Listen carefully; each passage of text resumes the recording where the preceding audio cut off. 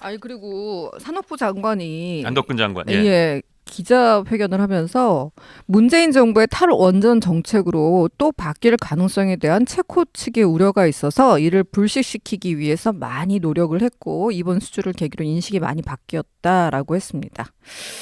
네. 문재인 정부 시대 탈원전 얘기를 안 할 수가 없는데 어쨌든 그러니까 음, 이번 이 체코 수주의 잭팟이 탈원전으로 거의 생태계가 망가져가서 생태계가 그냥 끝날 것 같던 대한민국 원전이 부활의 신호탄을 쏘았다 이렇게 의미를 부여하고 있잖아요. 아 저는 이렇게 뭐 정부에서 탈원전 선언하고 그렇게 했는데도 이렇게 입찰을 하고 비딩을 할 때 우리 기술력을 이렇게 프레젠테이션 했을 거 아니에요. 예. 많은 원전 연구 개발자 분들이 그래도 세계 시장은 여기로 갈 거다. 답은 이거다. 응?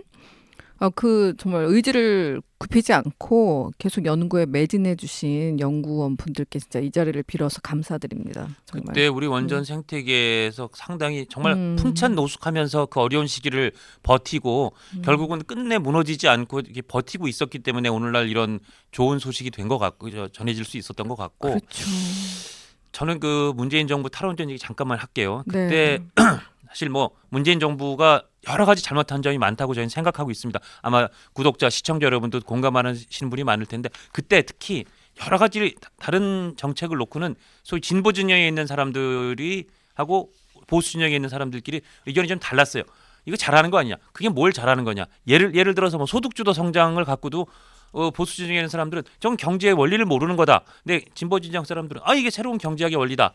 이렇게 의견이 엇갈렸는데 제가 그때 기억나는 게 그때 소위 진보 진영에 있다고 하는 사람들하고도 제가 뭐 사석에서 뭐 술 한잔 하면서 만날 때 탈원전 정책을 놓고는 진보 진영 사람도 나도 저거는 문재인 대통령이 왜 저렇게까지 하는지 잘 모르겠다. 그 영화 때문에 그런 거 그러니까 아니에요? 영화 때문에라는 말도 있고 뭐 네. 어떤 사람 아주 음모론적인 사람들은 그 새로운 이 원전을 없애고 다른 뭐 풍력이나 태양광을 하면서 거기에 음. 뭔가 이권에 목을 맨 사람들의 여러 가지 뭐 부탁이 있었 이건 뭐 음모론적인 겁니다. 사실 확인 안 된 겁니다만 어찌 됐든 영화를 보고 거기에 감동을 받은 대통령의 속단이었든 음. 아니면 다른 이유가 있었든 탈원전을 해서 그때 진보 쪽의 사람들도 이렇게까지 할 필요 있나?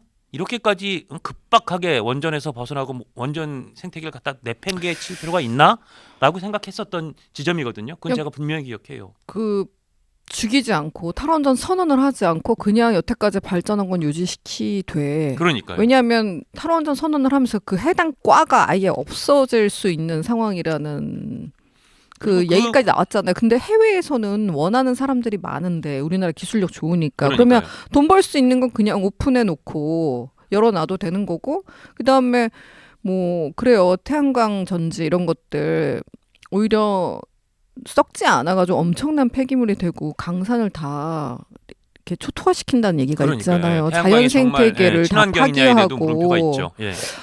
참 알 수가 없어요. 이렇게 정말 에너지 정책이라는 것이 한순간에 결정할 것이 아니고 정말 몇 년의 연구 결과가 있어야 되는 것인데 어찌 됐든 간에 이런 풍파 다 이겨내고 이렇게 해 오신 연구원 분들 그리고 또 대통령 여기서 친서까지 보냈다고 예, 하는데요. 예. 네, 이 친서 내용까지 참 체코 분들의 마음을 흔들었던 것 같아요. 그러니까 거기 네. 보면 아마 안덕근 장관을 음. 특사로 비밀 특사로 보냈고 원전 우리가 이 수주를 하면 이것뿐 아니라 너희 산업과 여러 가지도 많이 우리가 돕도록 하겠다는 패키지를 보여준 것도 주요했다고 음. 하는데 어쨌든 뭐 우리의 경쟁력이 먹힌 거고 아까 잠깐 우리 문재인 대통령 시절에 탈원전 얘기했는데 그때 국내에선 탈원전하면서 외국 나와선 대통령이 또 우리 원전 마케팅, 우리 원전을 뭐 세일즈 한다 그래서 뭔가 이 앞뒤가 안 맞는다 이렇게 표리부동이고 아니 외국 그 국가에서 보기에도 음. 아니 너희 나라에서는 원전 폐기하고 탈원전 하는데 우리한테 와서 원전을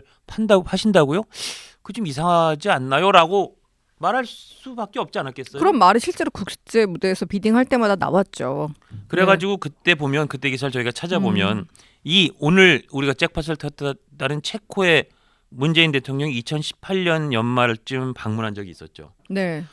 그때 여러분 기억하실 텐데 남미에서 열리는 G20를 가려고 남미를 가는데 보통 남미 가시는 분들 다 알겠지만 우리나라에서 남미 갈 때 LA나 미국 서부를 찍고 가는 게 대부분입니다. 그게 여러 가지 공기 방향이나 시간도 절약해주고. 음. 근데 그때 굳이 유럽으로 돌아갔어요. 시간 더 걸리는 쪽으로 체코를 갔어요. 굳이. 네. 그때 체코를 왜 지금 이렇게 그 비행기 가는 루트도 역으로 가면서 시간 더 걸리면서 왜 굳이 체코를 가느냐?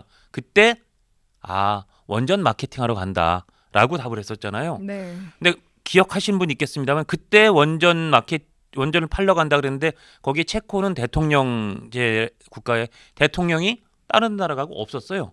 대통령도 없는데 굳이 우리 대통령이 가서 거기 총리를 만났고 그 당시 기사를 찾아보니까